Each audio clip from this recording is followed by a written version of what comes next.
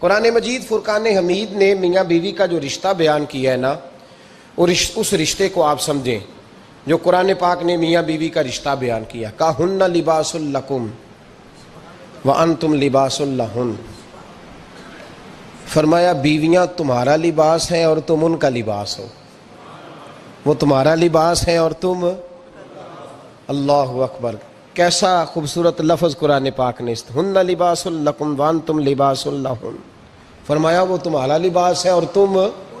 سمجھ آ رہی ہے نا جی بات کی، وہ تمہارا لباس ہے اور تم ان کا لباس ہو۔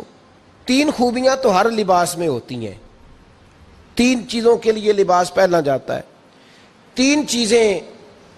تین قسم کی آسائشیں لباس میں پائی جاتی ہیں، اس پر تو تمام مفسرین کا اتفاق ہے۔